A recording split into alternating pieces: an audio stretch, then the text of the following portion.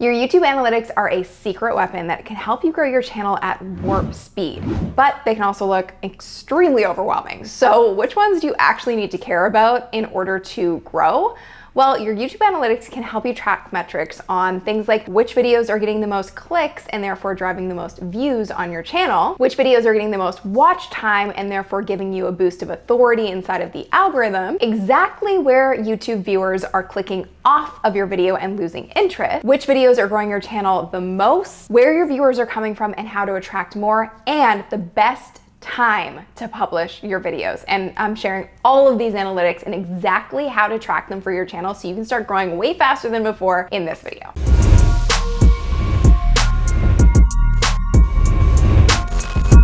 So give me a like, hit that like button if you're excited to dive into this and to start seeing the success on your own channel. And really important, just quick note before we dive into this, if you aren't looking at your data and your analytics on YouTube, you're not going to grow nearly as quickly as you could if you started diving into it. And don't say you're not a numbers person, because I am the queen of saying that, but even I can look at these and understand exactly what they mean and exactly which levers to pull and what to do to make sure that I'm capitalizing on the analytics to grow my channel a lot faster. All right, so the first thing that we're gonna look at is which of your videos are getting the most clicks and therefore driving the most views. Now, if you're a beginner on YouTube, this analytic is so important. Why? Well, because views and subscribers and watch time are all great metrics. We're gonna talk about them. They're super, super important. But if someone isn't actually clicking on your video, they're not actually watching it. Therefore, you can't get watch time, you can't get viewers, and you can't get subscribers. So as a new YouTuber, as a beginner on this platform, your CTR, click-through rate, is vital. Let's dive in. As a beginner on YouTube, this is probably the most important thing that you need to know. And the most important analytic to watch, because it's really telling you how many people are seeing your video show up and clicking on it. Because you can't really get views, you can't get any of the other analytics until someone actually clicks on the video. So that's a combination of your title of your video and your description of the video, your first couple lines, but most importantly, your thumbnail. So you really want to pay attention to this. So in order to find it, you want to go up to the top right on your channel, click on YouTube Studio Beta. We'll go into the new Studio Beta because I actually have recently started to love it.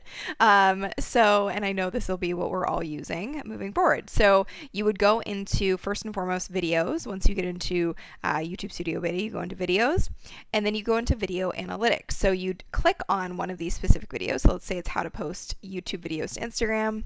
I'd click on that, and then in the top bar here, it's going to start on overview, but what you want to go to is reach viewers. So this is your impressions click-through rate, or your CTR.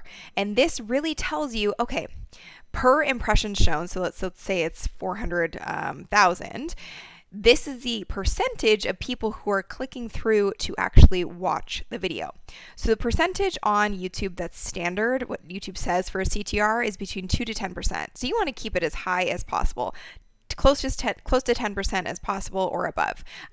So 4.9%, 5% is actually quite good. So this is telling me that this thumbnail works. And part of the reason that we've changed our thumbnail strategy recently is that we really started to notice that this design and layout was working really well for us, and our CTR was going up and up and up.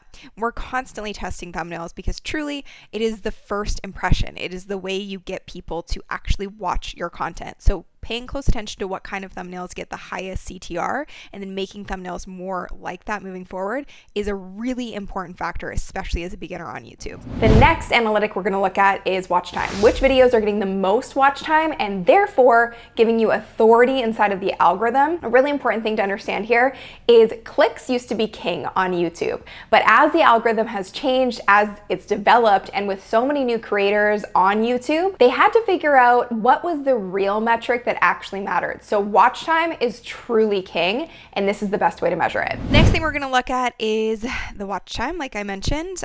So if you go to analytics in YouTube Studio Beta, which is just on the left-hand side here, and you want to scroll down into your top videos. So you want to click on this, and it is really interesting to see the analytics that are weighted here because it tells you a lot about what YouTube values. So you can see it gives you impressions, click-through rate, so the CTR as we just talked about, the views, the average view duration, and the watch time of your top performing performing videos.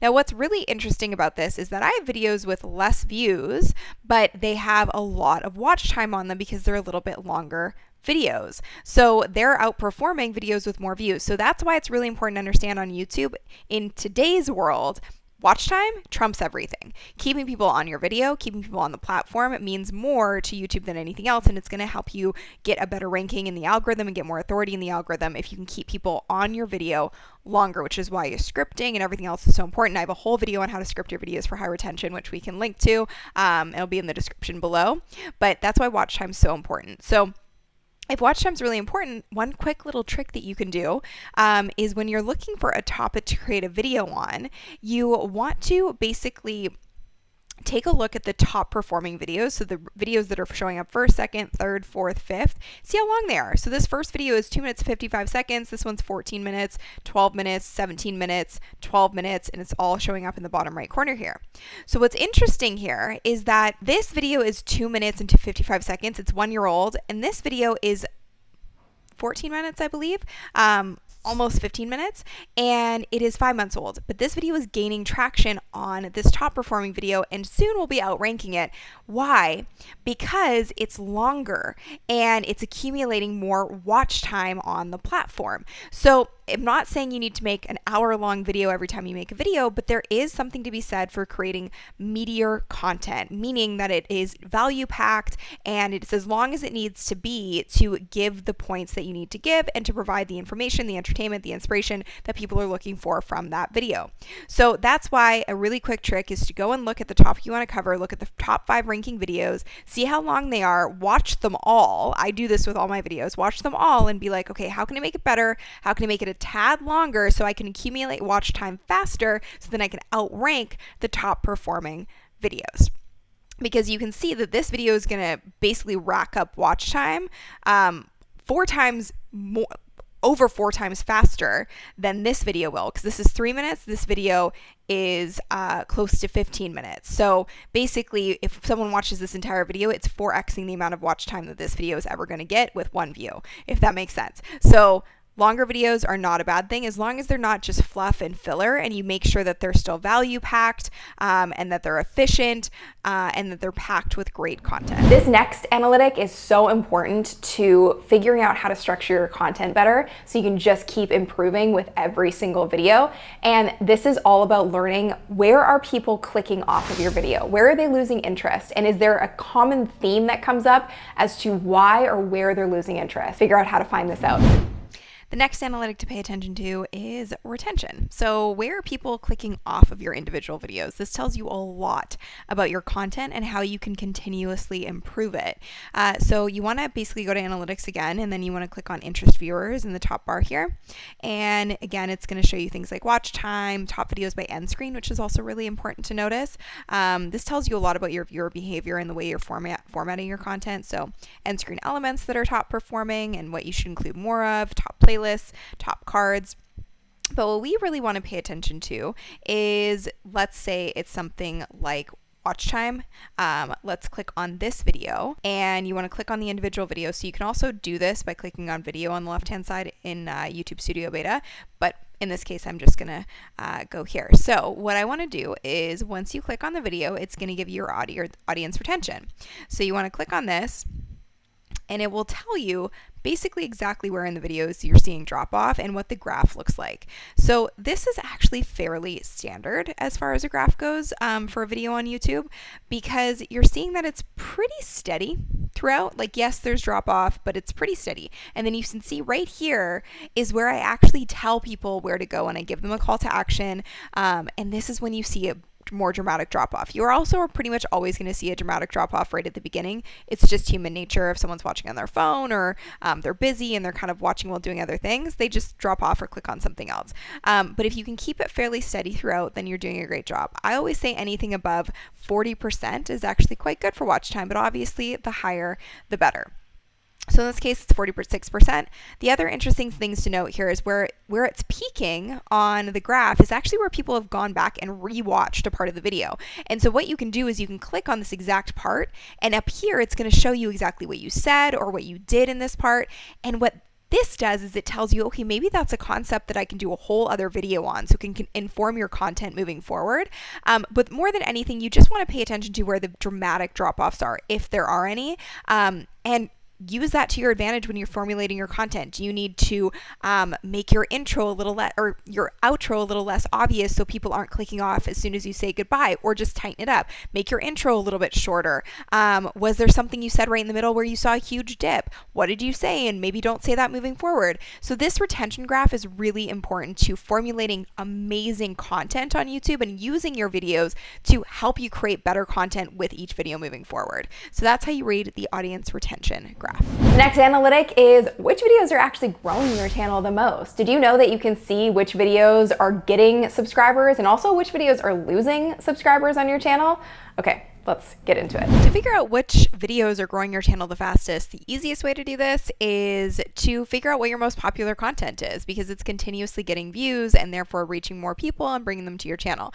So the best thing to do is just go to your channel and go to videos and click on sort by, and you want to click by most popular, and you can see what your most popular videos are, because these are videos that if you make more of these, you know you're going to reach an even bigger audience because you're already dominating for these keywords and these topics inside the algorithm. So this is super easy to do.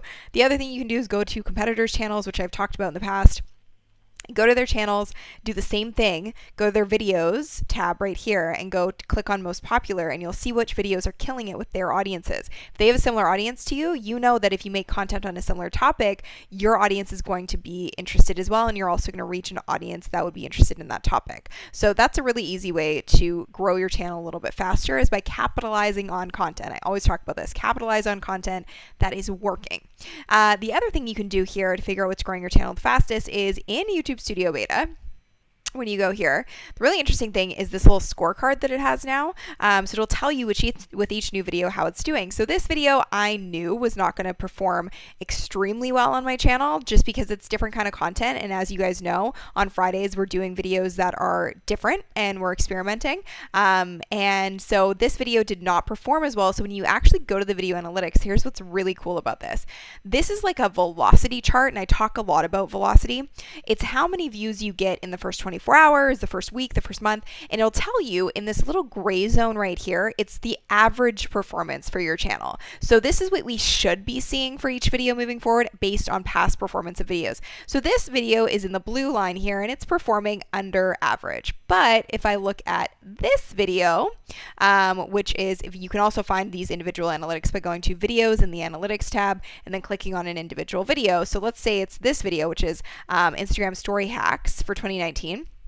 You can see that this one's actually performing above average. So the gray zone is average. This is performing well above average as far as velocity and the amount of views that it's gotten since I published it on July 2nd. The other cool thing to look at here is this will tell you which videos are growing your channel. This one got a surplus of 404 subscribers to subscribe to my channel after people watch this video. Now, this video, minus 53, so 53 people unsubscribed.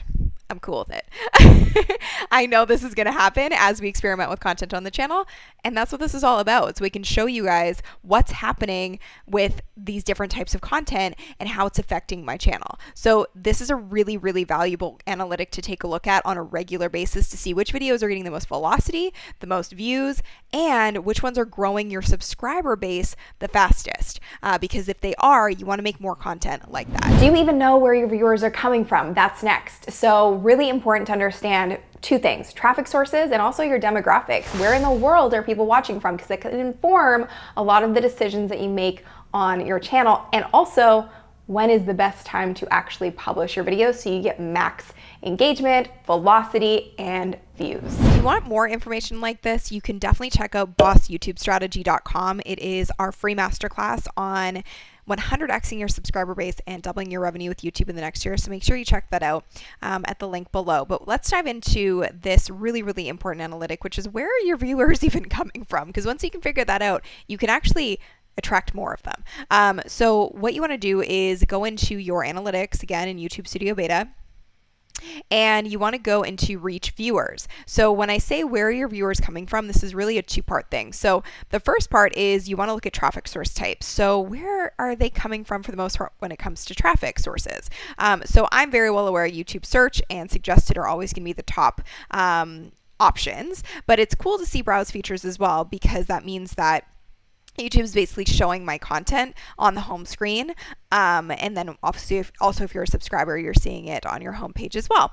Then there's external traffic sources. So this means when I'm doing my distribution for my videos, which is so important, which of those platforms is actually giving me the most traffic on YouTube. So Facebook, YouTube, sunnylenarduzzi.com, which is actually meaning that when I send out an email blast, I'm getting a lot of traffic from that email blast to my YouTube videos. So this is telling you, okay, if these things are giving you the most traffic from external sources, you want to double down on them. You want to basically see the breakdown and be like, okay, where is most of my channel traffic coming from? Or even for specific videos, which is something you can do, and basically take that information and go, okay, I need to send out more traffic from Instagram, let's say, or Twitter. And this is a really cool thing to see, because then you can see where your viewers are actually coming to your channel and watching your videos.